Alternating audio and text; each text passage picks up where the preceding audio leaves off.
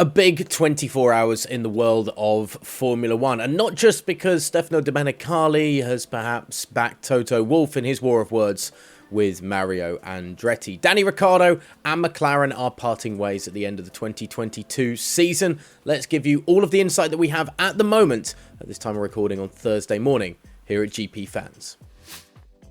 But let's start things off very quickly today with the breaking news that dropped this morning that the French Grand Prix will not be returning to Formula One's race calendar for next year, according to the race organisation. It means that the contract that has been running since 2018 with the French Grand Prix will come to an end for the time being, although the door will remain ajar to the possibility of a rotation system that will incorporate it back into the calendar in the next year or so.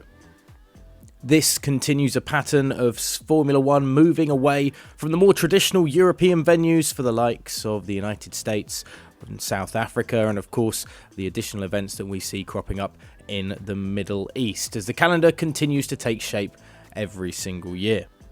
F1 CEO Stefano Domenicali, however, has said that talks will continue with the French Federation, perhaps using a rotation system for the French Grand Prix and, of course, other possible venues, as opposed to the Paul Ricard circuit that has hosted it in the last few years. More on GPFans.com on this breaking news. So Danny Ricciardo and McLaren are parting ways, but the driver believes that this is not the end of his career in the sport. Speaking on social media, the Australian confirmed the split would take place at the end of the 2022 season, with both sides having put in a lot of work together, but the results just haven't worked out the way either side would have wanted. We had a lot of discussions, but in the end we agreed that it was the right thing for both of us, said Ricciardo. I will continue to do the rest of the year, absolutely, and I will continue to give it my all. So that's that, continued the driver, before adding, I still have that fire in me, that belief in my belly that I can do this at the highest level. So all that stuff's still there. McLaren team principal Zak Brown confirmed that the Aussie was offered a seat at the IndyCar arm of McLaren to keep him in the family, but Ricciardo still has that desire to race in Formula One. Meanwhile, the team's principal, Andreas Seidel, believes McLaren and Ricciardo just couldn't find the magic together, with the team doing all they could to provide him with a car he could feel comfortable driving in. Speaking on the disparity between their two drivers in terms of the performance levels, Seidel noted that Daniel has said several times he never felt comfortable with our car, especially when it was about pushing the car to the absolute limit, and in the end that was causing from time to time this lap time difference we have seen compared to Lando.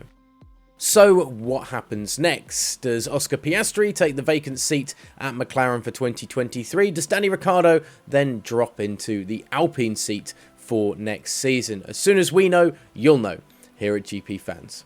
Elsewhere in Formula One, and F1 CEO Stefano Domenicali has defended Toto Wolff after the Austrian faced the wrath of former champion Mario Andretti when Wolff opposed the idea of an 11th team joining the Formula One grid.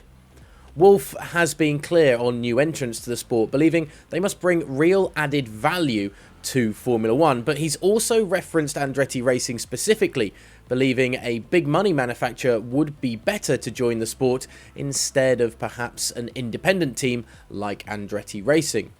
Mario, father of Andretti Racing's owner Michael Andretti, took objection to this, saying Wolff was too powerful in the sport, but F1 CEO Domenicali has backed Wolff publicly, telling GP Fans, I do believe that Toto has a position of team principal, a position as a 33% shareholder of Mercedes. He has a reputation of winning 8 constructors' titles in a row, so his credibility, there is nothing to add. The Formula One boss added that any decision on a new team to the sport must follow the usual protocol, and Domenicali sees no weakness in Formula One having 10 teams on the grid as it stands, at least for now. There'll be plenty of questions and even more answers, hopefully in the next 24 hours, about the McLaren situation with Danny Ricciardo, so gpfans.com and GPFans Global on Twitter, Instagram and TikTok as well for all the latest updates.